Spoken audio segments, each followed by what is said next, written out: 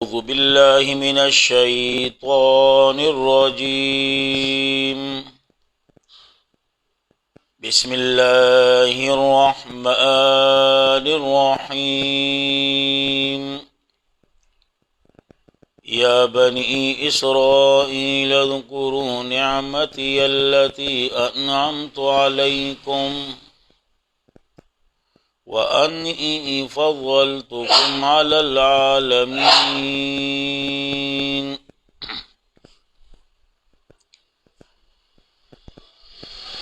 اب یہاں سے اعادہ برائے ترغیب و ترہیب.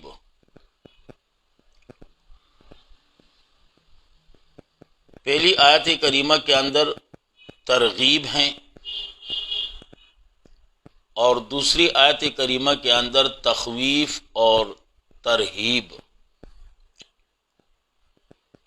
پہلی آیت کریمہ آپ پہلے بھی پڑھ چکے ہو، لیکن آخری جو تتمہ ہے یہ آپ لوگوں نے نہیں پڑھا.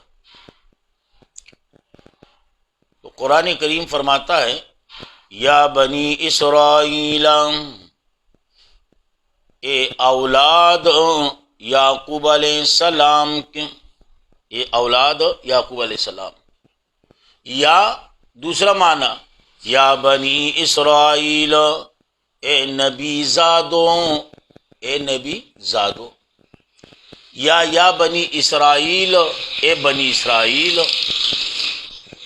اور اس پر ہم پہلے بھی بات کر چکے ہیں کہ بنی اسرائیل، یہ اسرائیل جو ہیں یعقوب علیہ السلام کا لقب تھا، اور یہاں پر اسرائیل بمعنی عبداللہ کے، یعنی آپ کی جو نسبت ہے نا اس پر بھی ذرا غور و فکر کریں نا. یا بنی اسرائیل، اے نبی زادو. اور آگے فرما رہے ہیں اذکروا نعمتی، یاد کرو میری نعمت. کون سی نعمت؟ التی، وہ جو، انعمت، وہ جو انعام کیا میں نے، علیکم تمہارے اوپر. التی، وہ جو، انعمت میں نے انعام کیا، علیکم تمہارے اوپر. وَأَنِّي فَضَّلْتُكُمْ عَلَى الْعَالَمِينَ. یاد رکھیں فضیلت دو قسم پر ہیں.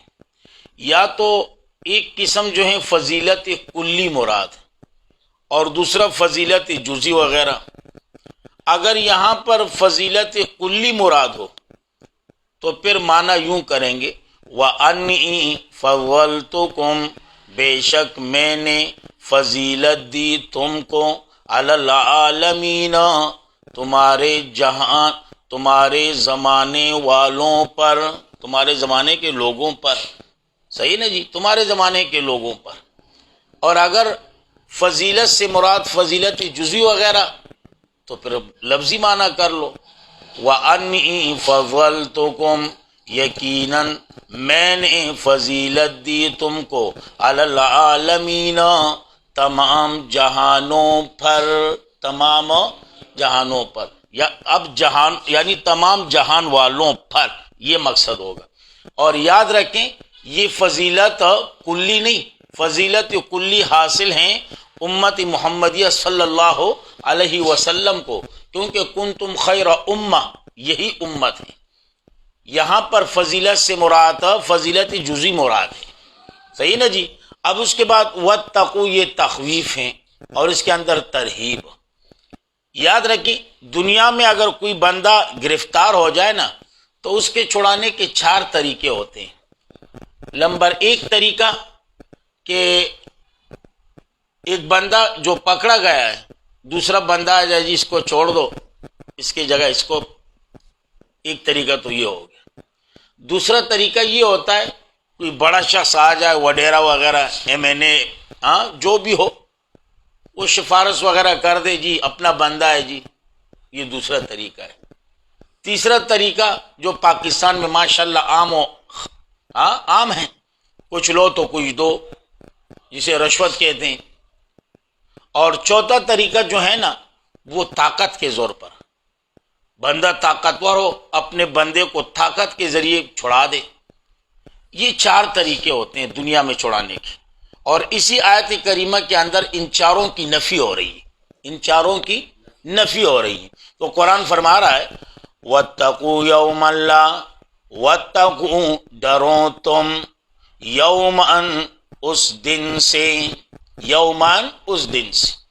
دوسرا معنی یوں بھی علماء کرتے ہیں وَاتَّقُوا اور ڈرو تم، یوماً یعنی عذاب یومن اس دن کے عذاب سے، اس دن کے عذاب سے. جو معنی آپ کو آسان لگے وہ یاد کر لو. وَاتَّقُوا یوماً ڈرو تم، یوماً اس دن سے، لا تجزی نفس، لا تجزی نہیں کام آئے گا، نفس کوئی نفس، عن نفس کسی نفس کا، شیئا ذرہ بر، لا تجزی نہیں کام آئے گا، نفس کوئی بھی نفس، عن نفس کسی بھی نفس کا، شیئا ذرہ بر. صحیح نا جی. ایک طریقے کی نفی ہو گئی. اب دوسرا طریقہ وَلَا يُقْبَلُ مِنْهَا اور نہ قبول کیا جائے گا، منہا اس نفس کافر سے، اس نفس کافر سے، شفاعت شفاعت. صحیح نا جی. اب دیکھیں آیت کریمہ کے اندر نفی ہو گئی کس کی؟ شفاعت کی. کس کی؟ لیکن یہ کون سی شفاعت ہیں؟ جسے زور زبردستی والی شفاعت کہا جاتا ہے. علماء کی زبان میں اس کو شفاعت قہری کہا جاتا ہے. شفاعت قہری. ایک ہوتا ہے شفاعت اذنی، وہ تو ہے، اس سے تو کوئی بھی انکار نہیں کر سکتا. یہاں پہ جو نفی ہو رہی ہے شفاعت کی، وہ شفاعت قہری ہیں، جو زور زبردستی شفاعت ہیں. تو اس لیے فرمایا وَلَا يُقْبَلُ مِنْهَا اور نہ قبول کیا جائے گا، منہا اس نفس کافر سے، شفاعت کوئی سفارش وغیرہ، کوئی سفارش وغیرہ. صحیح جی. اب تیسرا طریقے کی نفی وَلَا يُؤْخَذُ مِنْهَا اور نہ لیا جائے گا، منہا اس سے، عدل کوئی فدیہ، عدل کوئی فدیہ. تیسرے طریقے کی بھی نفی ہو گئی. وَلَا هُمْ يُنصَرُونَ اور نہ وہ مدد کیے جائیں گے، اور نہ وہ مدد کیے جائیں گے. چوتھی طریقے کی بھی نفی ہوگی. صحیح نا جی. ان 2 آیتوں میں ترغیب و ترہیب. اب وَإِذْ نَجَّيْنَاكُمْ سے 8 نعمتوں کا تذکرہ اور 2 نقمتوں کا تذکرہ. نعمت تو آپ جانتے ہوں گے، اور نقمت بمعنی عذاب، یعنی 2 عذابوں کا تذکرہ. وَإِذْ نَجَّيْنَاكُمْ یہاں سے پہلے نعمت کا تذکرہ،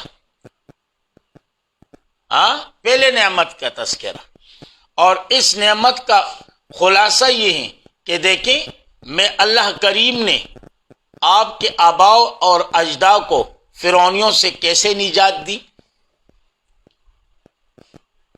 جو آپ کے آباؤ اجداد کو مختلف قسم کے عذاب اور اسی طرح سزاؤں میں مبتلا کیا تھا، یہاں تک کہ یذبحون ابناءکم ویستحیون نساءکم. میں اللہ کریم نے تم کو نجات دی، یعنی تم کو، یعنی تمہارے باپ دادا کو. اور یقیناً باپ دادا پر احسان یہ در حقیقت بیٹے اور پوتے پر احسان ہے. اگر یہ باپ دادا نہ ہوتے تو بیٹا کہاں سے ہوتا اور پوتا کہاں سے ہوتا. تو اس لیے کہتے ہیں کہ باپ دادا پر احسان یہ در حقیقت اگر دیکھا جائے تو احسان بیٹے اور پوتے پر بھی ہے. اب یہاں پر تفصیل ہے کہ فرعون بنی اسرائیل کے بچوں کو کیوں ذبح کرتا تھا، اس کی وجہ کیا تھی. تو انشاءاللہ زندگی رہی تو کل والے درس میں اس پر گفتگو کریں گے. اللہ رب العزت ہمارے اس درس کو اپنے دربار میں قبول و منظور فرمائے. بالخصوص ہمارے والدین کے لیے اور آپ لوگوں کے والدین کے لیے اور تمام عالم کے مسلمانوں کے لیے اور تمام اہل حق علماء کے لیے، طلباء کے لیے اور آپ کے لیے اور میرے لیے اللہ رب العزت ذریعہ نجات اور ذریعہ بخشش بنا دے۔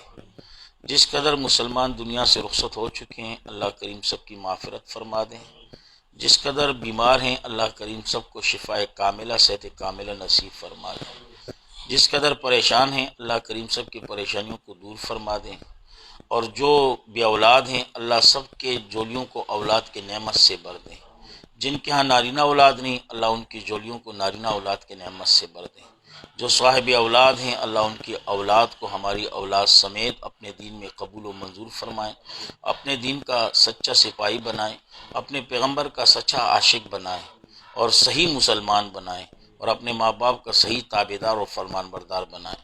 اللہ ہم سب کو اپنے دین میں قبول و منظور فرمائے، اللہ ہم سب کا خاتمہ ایمان پر نصیب فرمائے، بالخصوص مرتے وقت یہ خوبصورت کلمہ لا الہ الا اللہ محمد الرسول اللہ اللہ کریم ہماری زبانوں پر جاری اور ساری فرمائے۔ وآخر دعوانا